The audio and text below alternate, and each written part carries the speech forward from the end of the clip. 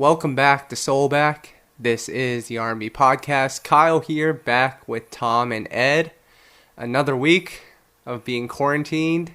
And can I just say, I went to the supermarket today. I wore a mask for the first time. I was looking quite good, guys. Oh my gosh, they've got you in the mask now. Oh goodness. Listen, you weren't looking that good. You can't even get a haircut out in these streets anymore, Kyle. I saw you.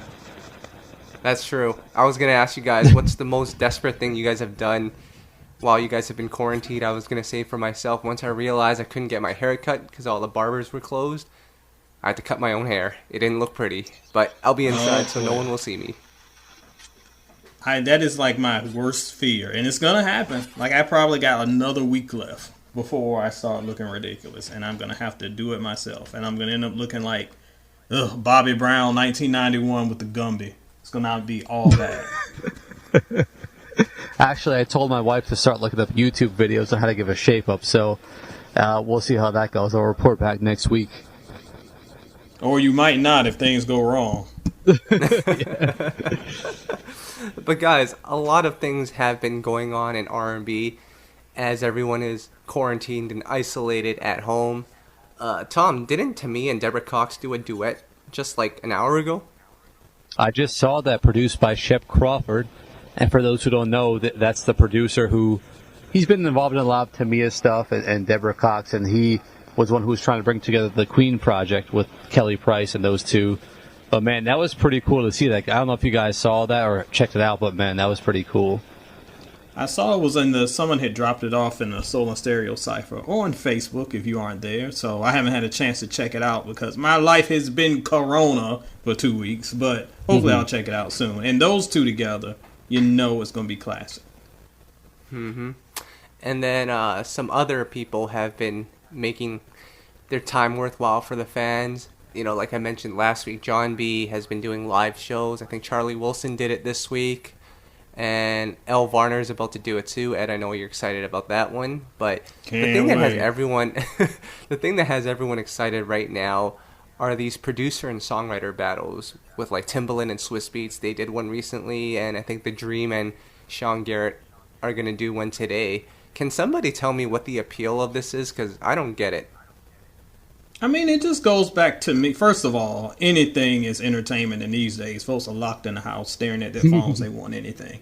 But I think to me, it harkens back to the days of the rap battles, player. It's where you get two talented people to go back and forth and to kind of showcase their wares, so to speak. It's an element of hip hop that is totally gone these days. It kind of harkens back to that because all about competition. I haven't checked out any of these, so I'm just hearing kind of hearsay about who beat who and how things went. But if I had the time, I probably would check out a couple. Here's my biggest thing with it, right? And I don't know if you agree, but like, I clicked on one of them. I think it was Timbaland, and he started playing Icebox by Omarion, and the comments were going nuts. I listen to Icebox like 3 times in a week, so this is nothing surprising or exciting to me. Maybe I'm just not part of the majority. I think it's more for the non-diehard fans because maybe they forgot that Timbaland did that song or haven't heard that song in a decade. I don't know.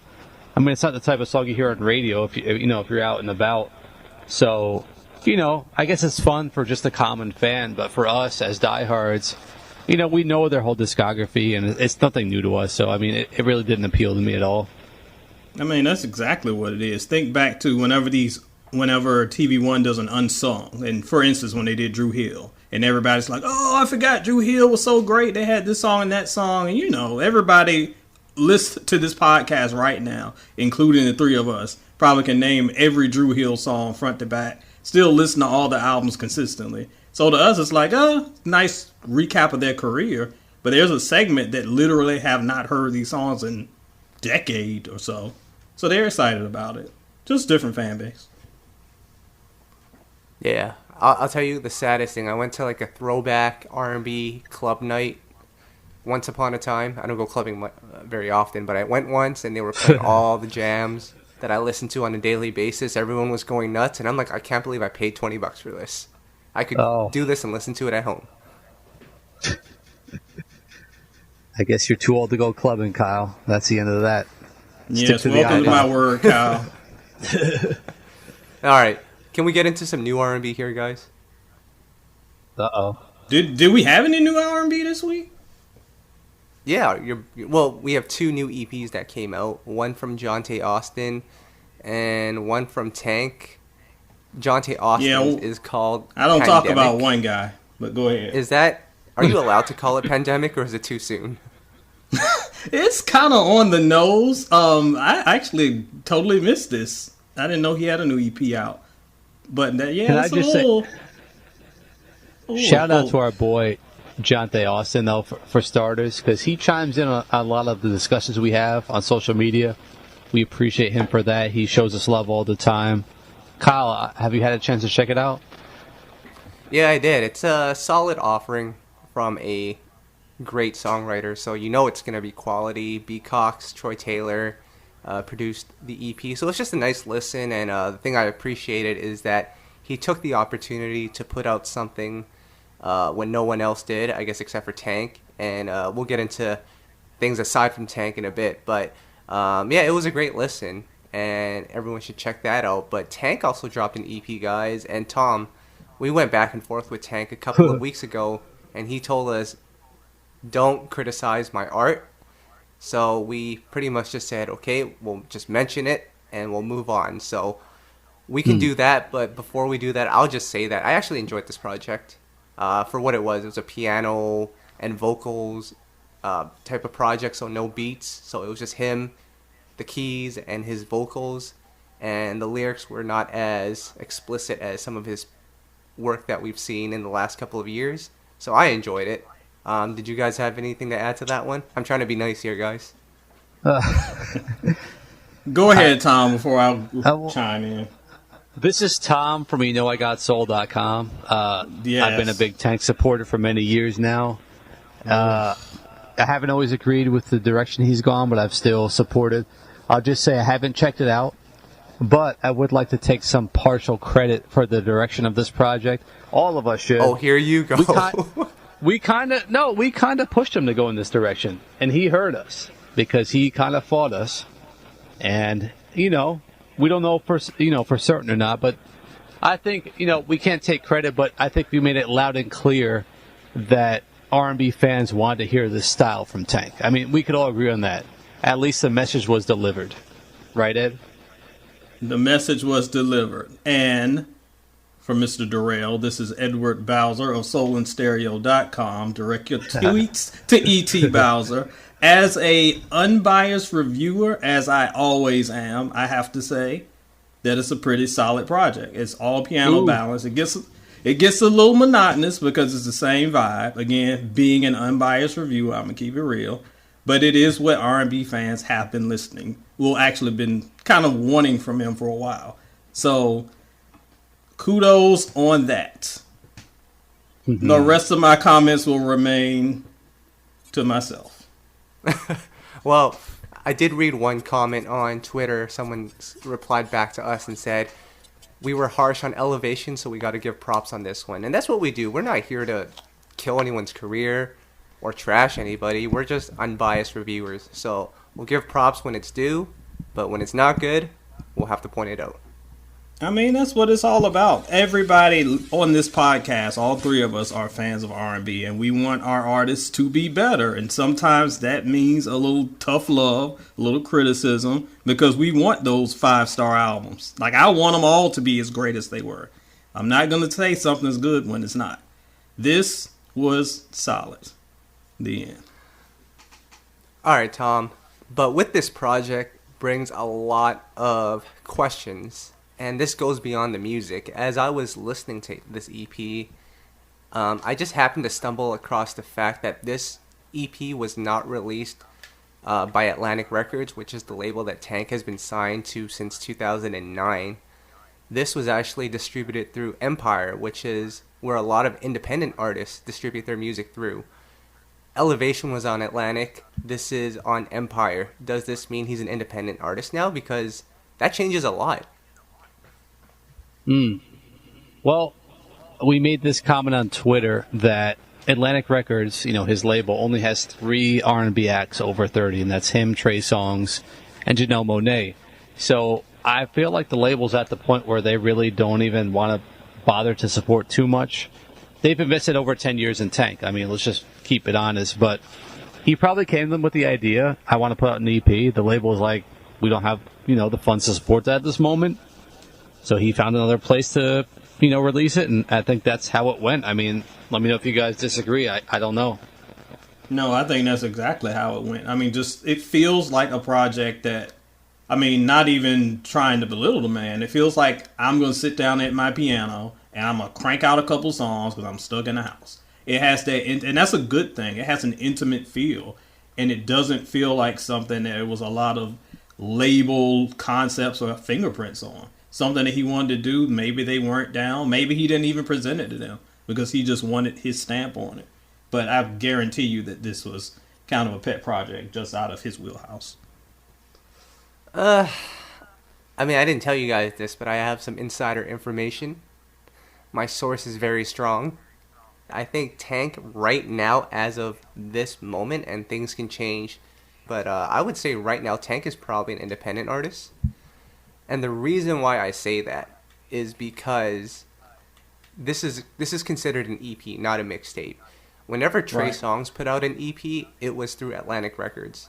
Every time Trey Songz put out a mixtape, it was through Songbook, which is Troy Taylor's label. So if we're looking at it based on that logic, this EP, regardless of whatever it was, it should have been on Atlantic Records. So for the fact that it wasn't, I think right now as we speak, Tank is independent. Now that could change when he records his next album. Maybe Atlantic will hear that and say, all right, we'll put you back on. But I would say right now, he's indie. Well, withholding information got us speculating, and you got the inside scoop. Look at this. I didn't even know Trey Songz put out an EP, so this is breaking news all around to me. All right. So you ain't missed much.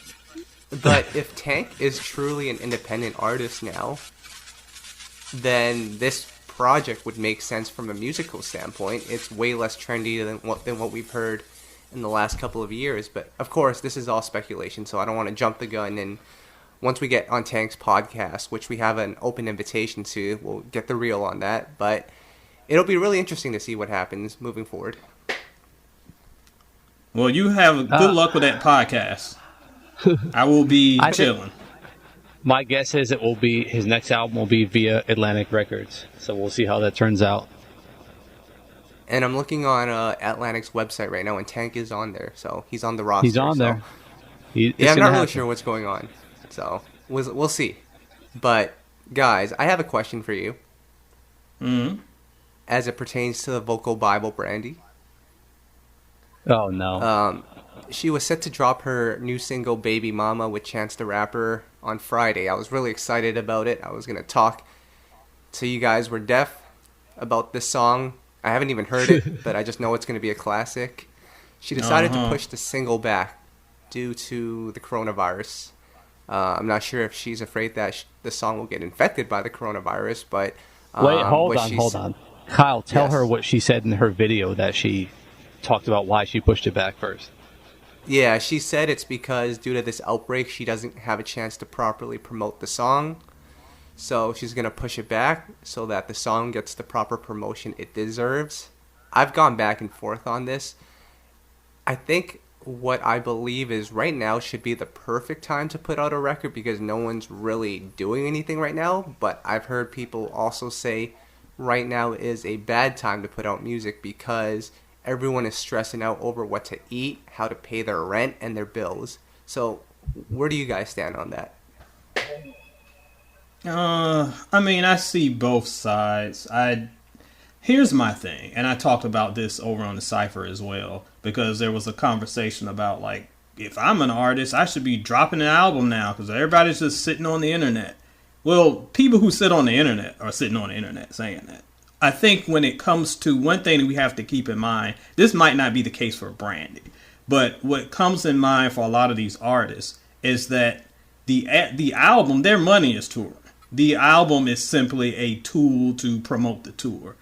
If they put out these albums and they can't tour until who knows when because everything is canceled till the summer at the very latest, at the very earliest.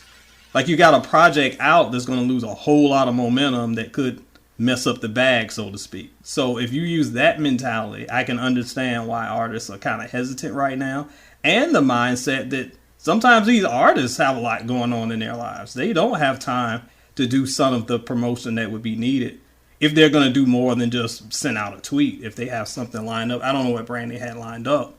So I get both sides. My thing is that I've always said this would be a good time for artists who have stuff in the archives that was never going to come out.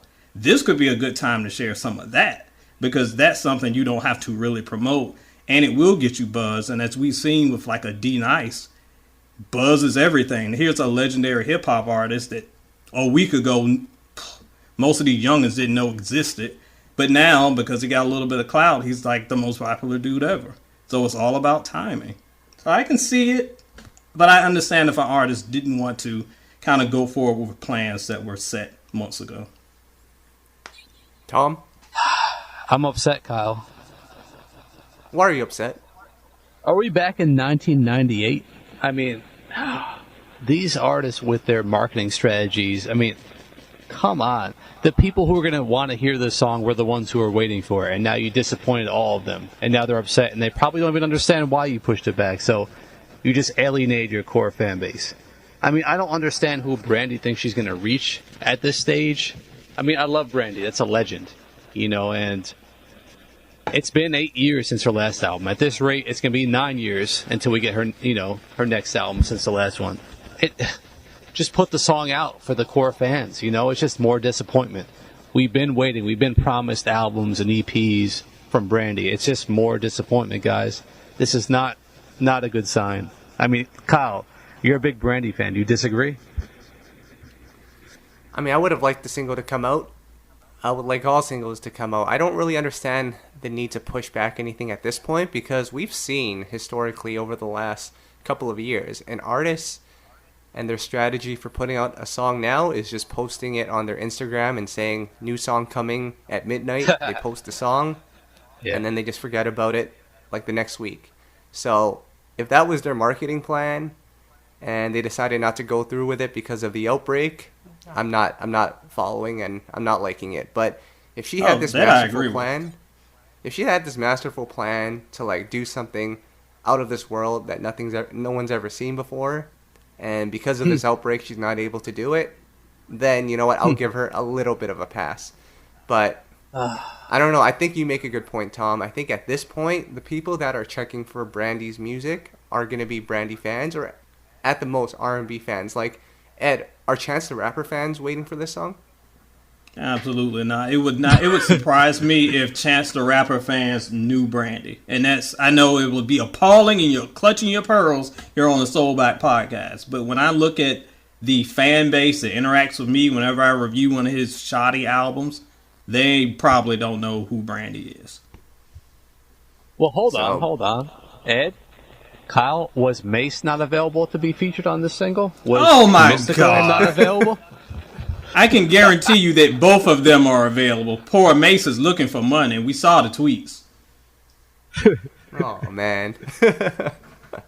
But, jeez. I mean, Tom, weren't you disappointed? You know, we've mentioned all these artists who have put out music or done concerts like John B., Tank, Johnta, Charlie Wilson, Elle Varner. I think Bridget Kelly's about to do one too. But there are a handful of artists that aren't doing anything in this time. And I guess understandably because they have other priorities. But I think you're upset at them because this is a perfect time to give back to the fans, right? And Kyle, sorry, I'm about to go off real quick. I'm pissed. This is the perfect time. I mean, there's no excuse. And if you're an artist listening to this podcast right now, what is your excuse for not giving something back to the fans right now? I mean, you got nothing going on. You're locked in at home in quarantine. There's no better way to give back to the fans that can't come to see your show. So, I mean, I'm not going to name any names, but there's some really specific examples I have of artists who I'd have loved to see give back, and it's not happening. And I'm pretty pissed. I mean, I feel like I'm watching R&B just fade away right in front of my eyes, because they could have at least done something. Now the fans aren't even thinking about them anymore. so they're moving on to something else. It's just, Ed, am I out of line? You're not out of line, and I will say that I was, before we got on this podcast, and we were kind of talking about what's going on in the week, and it's kind of like, well, nothing. And what happened last week? Well, nothing. Like, we're talking a lot, not so much about new music, because there's nothing coming out. Again, I don't want to pretend I know the lives of these artists. They are not just sitting around like we're sitting around. They might have families. They might have 17 kids they're trying to keep occupied, so they can't get their music out. But the odd silence from the genre overall, other than, I mean, we're seeing the Instagram videos, the Tamia videos and whatnot. So we're seeing a little of that. But the lack of music overall is very odd to me. I do think that if there are some long touring and plans, we speculated on Alicia Keys last week, that's one thing. But there's still something that artists could be doing to engage and interact with their fans a little bit more creatively than just I'm going to sing like everybody else. It's just weird. If I were an artist, I would capitalize on this. You have literally a captive audience. So I want to see these artists do something other than what everybody else is doing. Well, one person that did capitalize on this quarantine thing is Usher. He finally put out the music video for his song with Ella Mai, Don't Waste My Time. And it's a house party music video, and we're stuck in a quarantine. I don't know if this was the best timing, guys. I found that ironic. It's like, as Tom says, it's just irony. I'm sure it wasn't recorded yesterday, so I give him a pass on that. But I haven't seen the video. I assume that it's a good time, because good Lord, this thing is quite late. Did Lauryn Hill direct this? Good Lord, get it out. Oh my goodness. Well, the song is actually starting to blow up on Urban AC, and it's making its way on Rhythmic and Urban, so this might have been the plan. A slow and steady race to the top. Ed, I've already said on record that this will be the biggest thing ever, the greatest comeback in R&B history, and I'm standing by that. But I have a question for you guys here as we segue out of Kyle, this new music. Real quick, do you remember when this song, or when you exclusively premiered the song on our site? What month that was? I think that would have been early December. Yeah, it was November, December. It was November. It was November 19th. I have it right here. So it's been what is that? 5 months? Over 5 months now? Yeah. So I mean, I just wanted to point that out real quick because it's been a while. Yes, I mean the lady on Confessions 3 could have had her baby as long as this took. Well, I mean, he just dropped the music video and they still haven't performed the song live yet. So I think this song probably has a little bit more to go in terms of its live show. I think it's going to be here for a while. We shall see, though. I don't know if this coronavirus thing is going to ruin the momentum. But speaking of comebacks here, because I just got into a conversation recently about TLC, and I've been seeing a lot of people say that FanMail is a better album than CrazySexyCool. And I thought that was really, really interesting. Both are great albums, by the way, so I don't want to downplay either of them. But what are your thoughts on that, Ed? I think people are crazy. Like, listen, I have been arguing for the past few months from a fan base that says that It Was Written is better than Nas's Illmatic. It Was Written is better than probably the best rap album ever created. Okay, players. Here's what it is. A lot of fans gravitate toward their entry point. I've talked about it many, many times on Soul and Stereo and here. If your first introduction to TLC was that FanMail era, that's going to be your favorite. And we're starting to see that as a younger generation comes up and they start having that kind of connection. And by younger, I don't mean, 19. But there is a generation that came up and missed kind of that mid-90s, and they're more into early 2000s, late 90s. So if that's when you gravitated toward TLC, I can see that being your favorite. But by no means is that a better album. And I like FanMail, but come on, y'all. I think this is all you need to know about the two.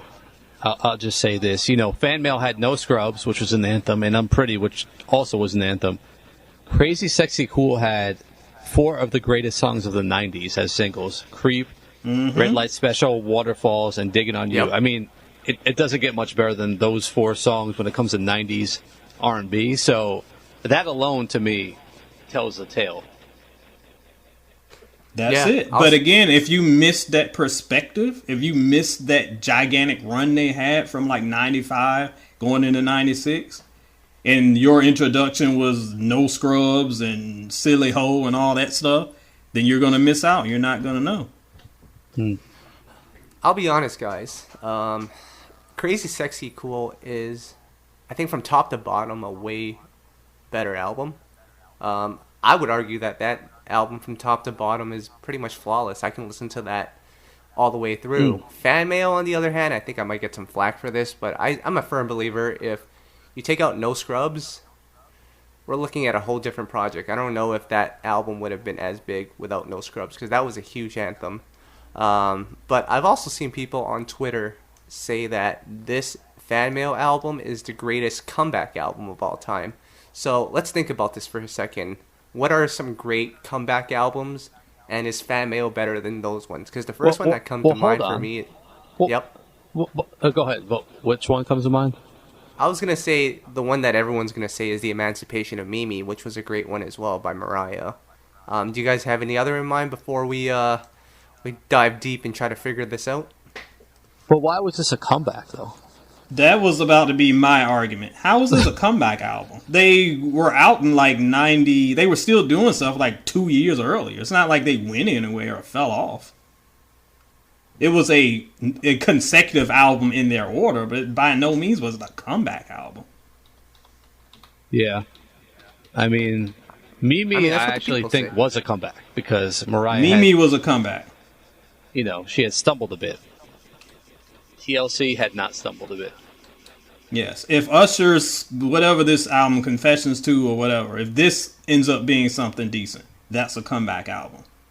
But, I mean, I wouldn't call Here I Stand a comeback album. Like, it's just the next album. I mean, this was a 5-year gap. 94 to 99. No, but you're looking at it in a bubble. Those songs were well into 96. They didn't go anywhere. So that's probably what why the fans think it's a comeback album too. And I've noticed it's a lot of younger fans that think FanMail is better. So you might be onto something there. I'm pretty sure there's a lot of fans that also think The Emancipation is the best Mariah album. Which again, it's not I hear it album, all the time. But you know, I hear all the time that it's her best album. Butterfly, Debut. There's a lot of great albums here. Yeah, I mean, when I ranked her albums, you can check that out on Soul and Stereo too. I got a lot of flack from people saying that, no, Mimi's the best. My wife would probably stab you in the kidney because she lives and dies by that debut. And a lot of them hadn't even heard the debut because to them, their first album was Mimi. So it's all about perspective. Now, Tom, I know you're waiting on a comeback album from Tevin Campbell. Didn't you say that R&B should be put on pause? Put on pause until Tevin Campbell comes back? I did say that. I mean, who could disagree with that? Here's my thing. Right? What?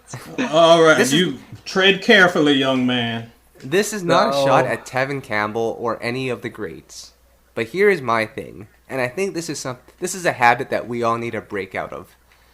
When somebody announces that they're making a comeback and they're putting out new music, let's say Jodeci, for example, they're going to immediately think back to Forever My Lady and Diary of a Mad Band, right? Right. Now, if they were to announce that they were putting out an album today, that same excitement would still be there because of those two albums and maybe the third one, but they will completely disregard and forget that they just put out an album a couple of years back. That, to me, should be their measuring point of what the quality it's going to be, not what happened 25 years ago. You're not wrong. But, and I talked about this and we've debated the Jodeci album endlessly. When they had, again, another comeback album. Their album a few years ago. That was a comeback album because they had a huge layoff. But I know that a lot of people were disappointed by that album. Casey and JoJo didn't even like the album. They talked about the issues they had. I wasn't that bothered by it because I knew what their skill level was at the time. And I was not saying, "Oh, this is going to be Forever My Lady." No, it's not 1991. Why on earth would it be that? So you're not wrong, though, because we do think of when we hear an artist coming back, we immediately go back to the glory years and not where they last left us. I love Tevin. I don't necessarily think he's going to be 1993 Tevin, but I want Tevin just because I think he's a tremendous artist. He still has a great voice. And I think that there is a segment of R&B fans that just completely missed out on how huge he was and how much potential he had. So that's kind of why I'm ready for him to come back. Listen, Kyle, I have information from a source, and I have this on high authority, this news, that Tevin Campbell's been doing vocal gymnastics for about a decade now, keeping his vocals in peak shape, ready for this comeback. So it's not going to be anything like some of these other failed comebacks, guys. This is going to be an amazing project. We'll see. But is this actually? But man, we've heard him sing. Is this actually happening, Tom? Next topic. Oh God. I know a lot of readers really enjoyed this R&B trivia that we had last week that Ed surprisingly killed. He did great on it. So Tom, surprisingly? Where did you just come from? Calm down.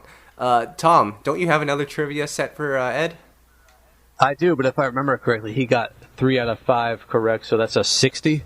And if he was in high school, that would be a D minus, I think. Wait a minute, what? Now, when I review an album and there is 2 good songs on it, people tell me that's a classic.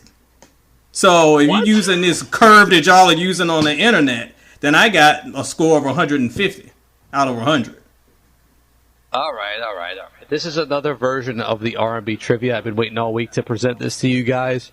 Once again, for those listening at home, we'll give you a pause after I ask the question so you can think about it and try to get the answer right. Now, Ed, if you don't know the answer, Kyle could chime in.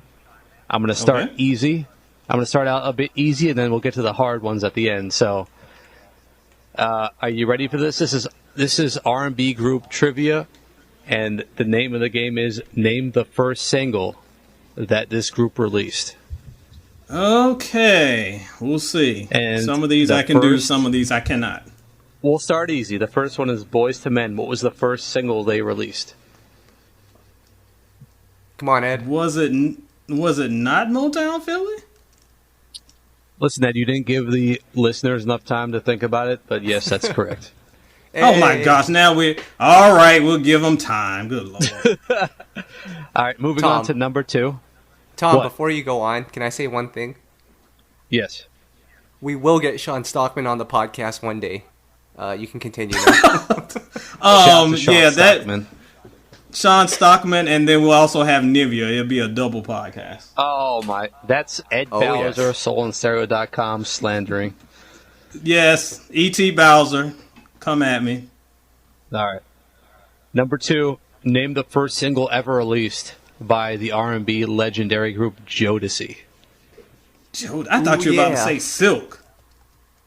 Silk? Yes. We're starting out easy here. Come on, Ed, you got to know this one. I'll give you a hint. It was not one of their biggest hits. No, that's why I'm struggling. It's not what you think it is. That's why I'm struggling. I'm trying to remember. I'm literally like thinking through the album because it was not Forever My Lady. Kyle, you know the answer? I know it's not Forever My Lady. I know that for a fact. No. Forever My Lady is number 2. Yeah. And it's not Come and Talk to Me. That was number 4. And it's not Stay. Yeah. That was number 3. It's Gotta Love. It's Gotta Love. Yes. Ding, ding, ding. Wow. Correct. All right. That one took a minute. R&B champion. Good job. All right, moving on. What was the first single ever released by the R&B group 112? Oh, this is easy. Is it though, Ed? Why isn't it? Now you're starting to make me question my motives. He's sweating a little bit. He's sweating like Keith Sweat. No. Sweating like Keith Sweat. Calm down. Are you ready? Yes. No, this is an easy one. I remember when I saw the video for the first time. Only Hey, you. I saw the video and the remix on the same day and was like, what is happening? Well, Correct. Ed, to be fair, and yeah, it is correct, but to be fair, there are some songs that didn't have music videos. As Yeah, singles. but this one did. All right. We're starting Can I to ask get to you- the more challenging. Yeah. Tom, what's better, the original or the remix for that song? You got to go with the remix, man. Come on. I love them both equally. I can't choose. Equally? Yes, for different reasons. I love them both. We're getting to the harder portion of this trivia. What is the first single ever released by Jagged Edge? Another easy one. Kyle knows this. No. What, he Kyle? doesn't? I don't think so. Hmm. Even I didn't know this. I didn't know this You either. did? No. See, I would have went with I Gotta Be. I thought I Gotta Be was the first single. But, see? No. The Way You Talk. That was the first one. Wow. That's another one I remember seeing the video and being like, who are these guys? See, those were two curveballs right there. All right. That Now we're getting into the final chapter of this trivia, the most challenging. If you get this, I mean, you're the champion of R&B right here, the king, potentially. okay, of R&B. I've been nailing them all night, so let's do it. Let's do it. What? If what you say was the Whitehead first- Brothers, No, I don't even know the answer to that. I can't even name one song. Calm down. stop it. Name Shut up. the first single ever released by the R&B 90s group Ideal. Ooh. Oh my gosh. My boys. Ideal. Wait a minute, your boys? Oh, yeah. Isn't one named Maverick, Tom? Yes. There Yes. is one Did you way, name man. You name your Did you name child your after son- the. First of all, it's not even spelled the same way. That's Maverick Cotton, the songwriter. And no, that's not who I named my child after. Moving on. All right. I feel like this is a trick question because the answer should be Get Gone. But I'm guessing that's not right. It is a trick question. Is it Creep In? So, no, that was after Get Gone. Oh. Well, if they release a single that was on a soundtrack before their Oh first my album, God. does that count? Oh my god. If it was released as a single, it counts. If it was a random song on the soundtrack, that does not count. It charted, though. Okay, then it probably counts. If it was released as a single. What's it called? They released a cover of Marvin Gaye's Inner City Blues, apparently, on the original Gangsta's soundtrack. Ed, did you know that? The original Gangsta soundtrack. I didn't even know that movie had a soundtrack. I guarantee you I'm the only person on this podcast that has heard of Original Gangsters. It was a single. So, that's a... I did not know that. Okay. Damn. If anyone knew that out there, hit us up on Twitter. I'm Listen, if curious to see anybody who knew that out there, I don't think Ideal remembers that. Because that was a stretch. Hey, man. I'll hit if up anybody Maverick. got I'll that, hit up... if anybody got that, I'm giving them free Janet Jackson concert tickets whenever that concert happens. I got that Wow. on record. Hit me up. Yeah, Listen. nosebleed seats in 2023, because that's when that concert will happen. Well, I'll check in with my son's godfather, Maverick Cotton, to see if he remembered that one. Man, oh my God. Player. You were dismissed. All right, Where's Barry's phone number? final question. This is the last Okay. one. Name the first single ever released by this R&B group from the 90s, Profile.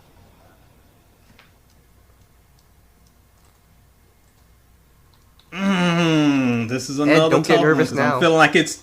No, I feel like it's another trick. We're getting back in that 60% range here. it's not the song No More 60% Shopping range. Sprees. Remember that? What? That's... Player, that's the wrong group. Oh.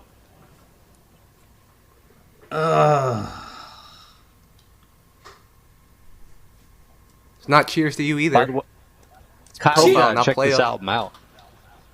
Kyle, Genuine wrote a song on this album. Johnta Austin wrote a song on this album. The Casey Brothers.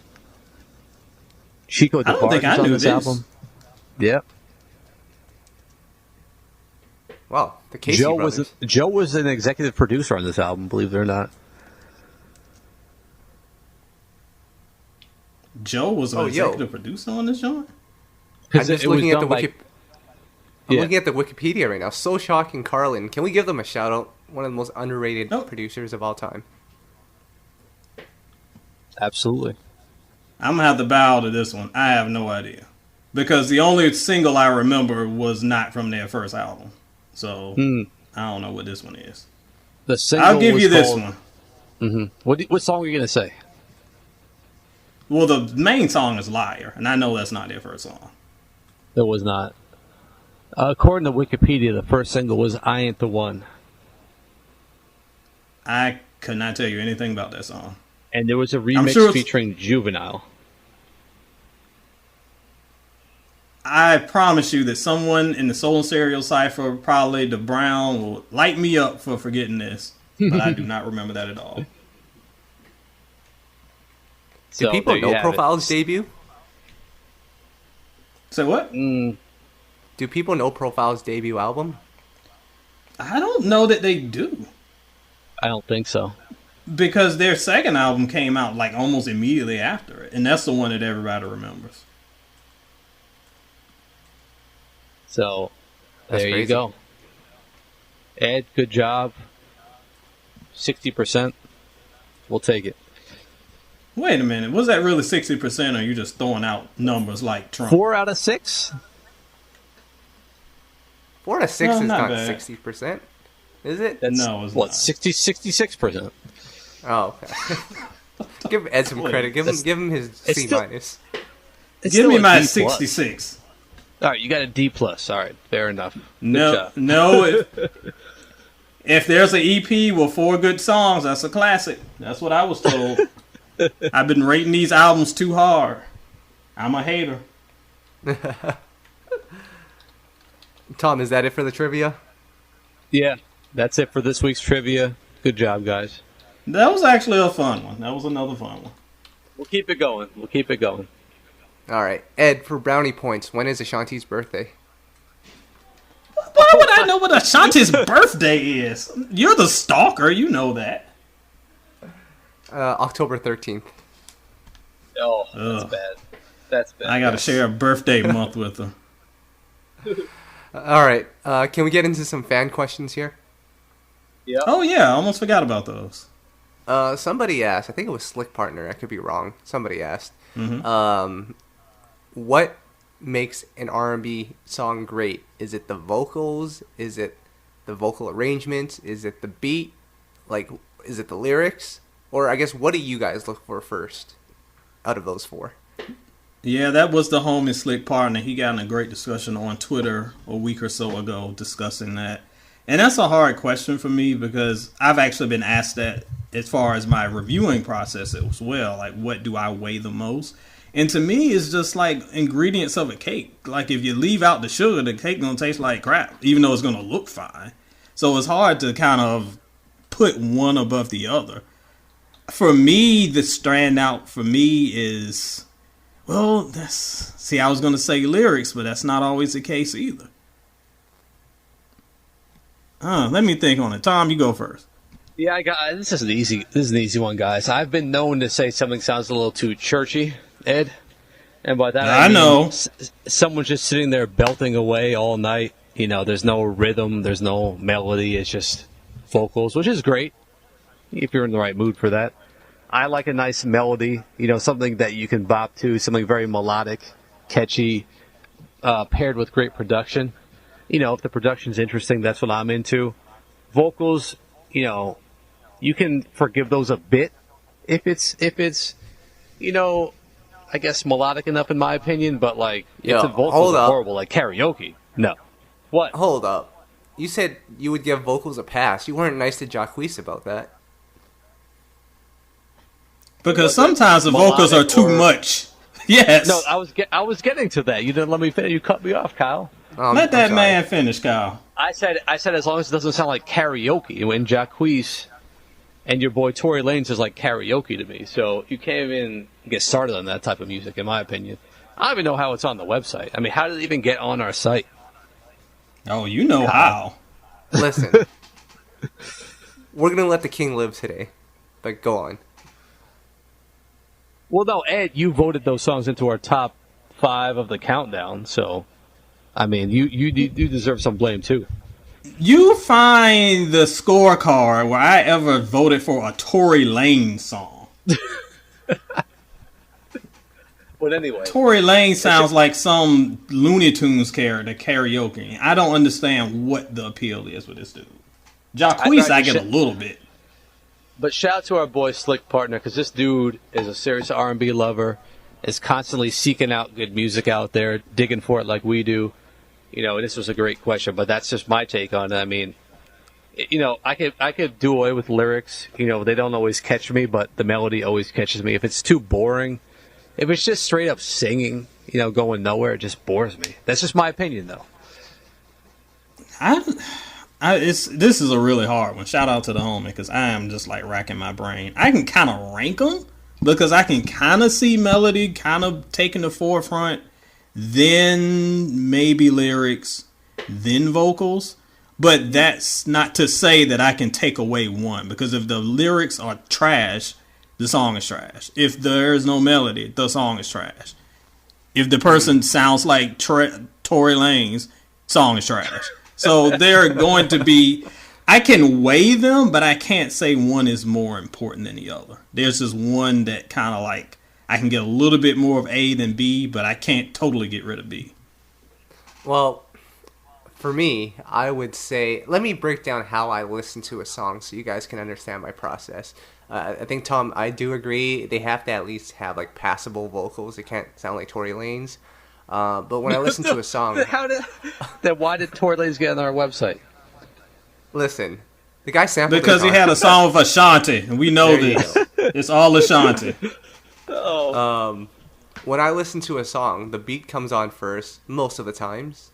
Sometimes it doesn't, but the majority of the times the beat comes on, and I'm bopping to the beat. So the beat has to be fire. That's first and foremost. That's the 2000s listener in me, growing up on the Neptunes and Timbaland and Jermaine Dupri, B. Cox. That's just what it is. And then I got to see if they can connect the dots melodically with the vocal arrangements. Because that, to me, if you have the beat and the vocal arrangements, you're on your way to a good song. The vocals, like I said, they have to at least be listenable. As far as lyrics, guys, and I think this might be a 2000s thing, because, you know, although we had some ballads during that time, it wasn't like the 90s where everything was about heartbreak. Shout outs to Diane Warren. The lyrics have never played a big part in my life. Obviously, you have some songs that just connect and make you feel a type of way, but I would say for me, the lyrics come last. Unless it's like, and I think, unless it's like LOL smiley face, like elementary stuff, but you know, and there's exceptions to that. But I would say, if everything is equal, that's probably coming last for me. And it's your perspective. I mean, I came from an era where like lyrics was everything, and you had these classic pens that were writing all these songs, and there was this poeticness about it. And really, I could really say in my fandom, I could really see lyrics starting to take a backseat, kind of like mid to late 90s. That's when they started kind of fading out a little bit. That's why when Carl Thomas, I remember when he debuted, people were like, who is writing this dude's stuff? Because it was sounding like poetry again.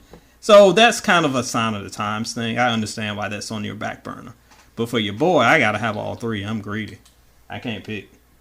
But Kyle, based on your criteria, the Ashanti song, and mind you, Ashanti's one of your favorite artists of all time, the Ashanti song Turn It Up featuring Ja Rule should be one of your favorites. Why is it not?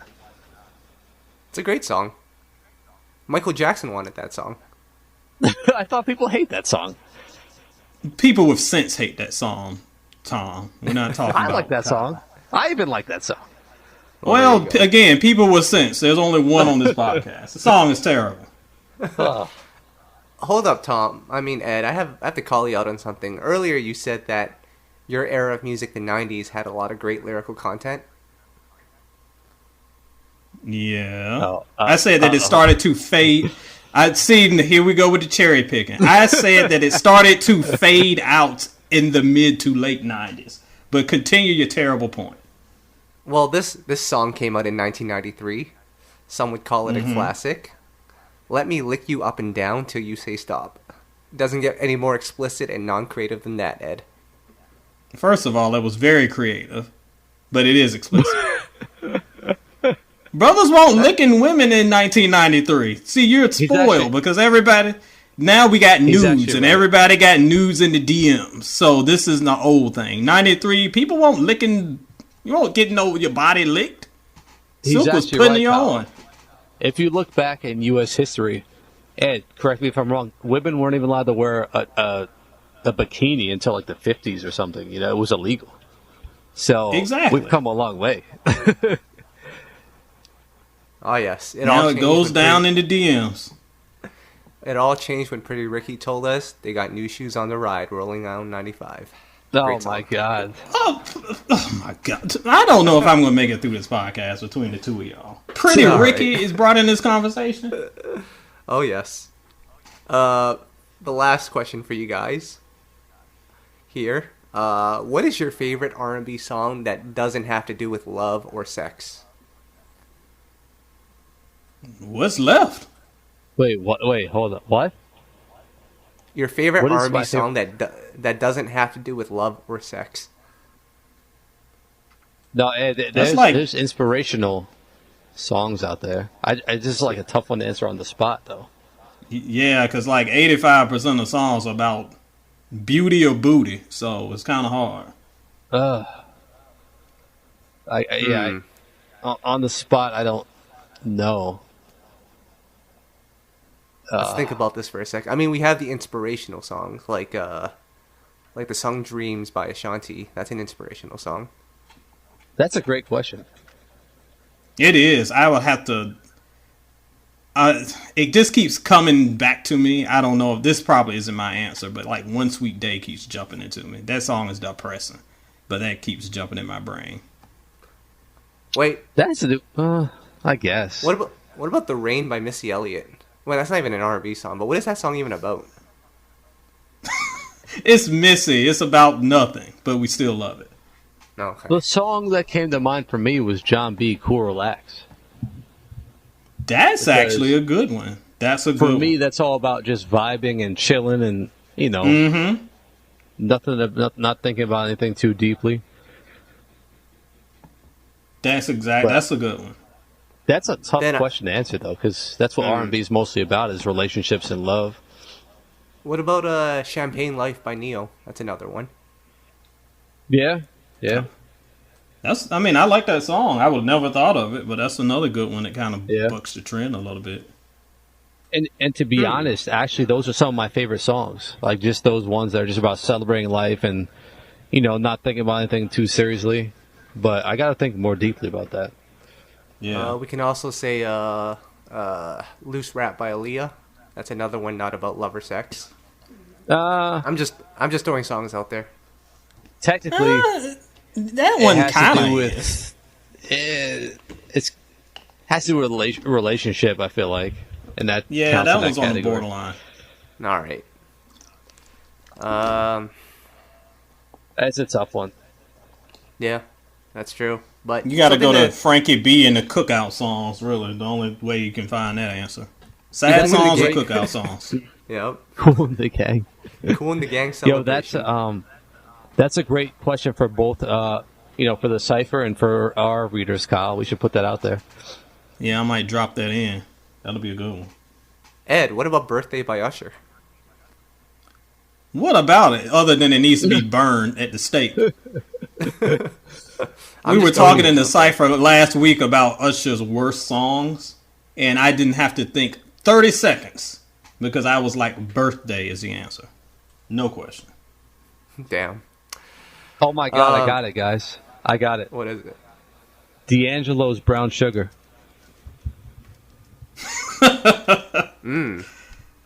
That is a good one, because that ain't about sugar. It's about weed. Yes, we got the joke, player. So there you, You go. don't That's all I say. can come up with. All right. I've got two SoulBack albums of the day here. Can we? Well, this one's not even. We don't really have to talk about it too much, but I've seen her on our timeline a lot recently. Can we give a quick shout out to Pebbles? Yes, we don't talk about Pebbles very often. Some great records in the '80s, Ed. Pebbles also, I mean, I know that she kind of has that bad rap now for her relationship with TLC and kind of everything that went down with that. But for her day, you know, she was actually considered one of the kind of standouts of the late 80s, early 90s. Mercedes Boy and all those songs, she was kind of one of the ones leading into the decade. So I know she kind of went behind the scenes, and we've heard the stories and seen the movie with TLC and all that stuff. But I think she still is a strong artist for her day. Mm-hmm. And I just saw recently Mariah and her were going back and forth praising each other, and Mariah says that she listens to one of Pebbles' records every day. So that's pretty cool. Can't blame her. She could sing. Pretty cool. So the other one I want to talk about here, Ed, is your girl Tracie Spencer.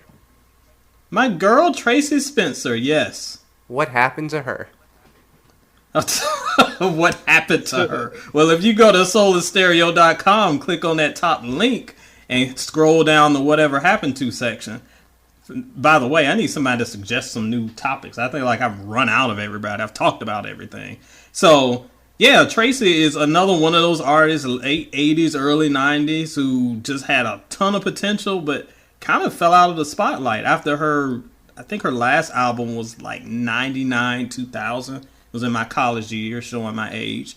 But after that, she actually did a few things behind the scenes on Kanye West's debut album. A lot of people didn't know that she did some background vocals there. But other than that, she's been a little bit out of the spotlight for the past decade.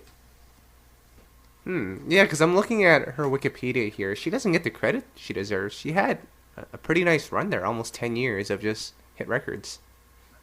And lots of hits, everything, almost everything charted, everything did very well. But she was just one of those artists that just didn't, even though she was successful, she was never like that next in the hump, never had the spotlight on her like she probably deserved. If she came out, let's say in 2000, she probably would have had stronger standing. I'm telling y'all, in the 90s, that marketplace was so crowded, it was hard to kind of stand out amongst all those legends. But I appreciate her. Love me some Tracie Spencer. So, shoutouts to Tracie Spencer. Guys, I think that's it for this week. Ed, what's going on with soulandstereo.com? Player. Everything is going on with soulandstereo.com. As I mentioned earlier, your boy's been a little tied up at the day job, so I haven't been able to do reviews as I've liked. But thanks to the magic of having posts planned in advance, I still got plenty of new content for you to check out. The head-to-head series continues. I had my lovely wife on discussing Beyonce most recently, so check that out. I did not get kicked out of the house and sleeping on the couch, so that's always a good thing. Kyle, your favorite Love Letters, new episode of that up. And as we discussed last week, I think we did, my ranking of the 50 best R&B albums of the 2010s. That's up as well. Excellent. And Tom, over at I Got Soul, we've been doing some pretty cool features with some of our favorites, trying to find out what they wish would have come out as singles from their discography, and we've put in our list as well. Who have we done? I think John B was the most recent. Yeah, John B and Bobby V this week. It was cool to hear from them on what their perspective is of what they thought should have been singles from their albums, because as you all know, they don't always get the decision on that. Sometimes it's up to the label. Right. So we appreciate hearing from those artists, and we thank them for chiming in. And it's been received pretty well. Yeah, and what I'll say with that is, one of my favorites from you guys lately. Yeah, what I'll say is that you start forgetting that these fans that followed them for 10 plus years, and maybe they don't follow these artists as much anymore. When you put out an article like that, and these fans that have really lived through the artist's discography, like, they start chiming in, and they're like, oh, I remember this song from this time. This should have been a single. So it's just kind of cool to look at it from that perspective. And for me, it's confirmation. On the Jagged Edge one, I can't remember who you guys had in, but they suggested having "Girl It's Over" as a single, and I was like, yes, I've been saying it for decades. Yes, Wingo. Didn't OMG Girls cover that at one point, Tom? I think they did. What? Do you think I know an OMG Girls song? Why would OMG Girls cover "Girl It's Over"? I think they did. It was called "Boy It's Over." I'll have to confirm this after the podcast. Oh, well, you take your time with that. We'll be good. All right. I guess that's it for this week. Not much else going on. I think the next album that's coming out is... I'm trying to think who it is. Who's... Kiana Lede. That's the next one. I think that's next week. And then we'll see what else happens from this. Hope everyone's safe. JoJo's still coming out, I believe. I believe her tour got pushed back. And Snow Allegra's tour is canceled now. No word on the Millennium Tour yet, but I think that's it for R&B this week. So guys, stay safe, wear your masks, wash your hands, don't hoard toilet paper and meat, and we'll all be good. Guys, stop hoarding toilet paper, please. It's getting on my nerves. I would like to use toilet paper again. All right, guys, we're out. All right, guys, we're out. All right, guys, we're out. All right, guys, we're out. All right, guys, we're out.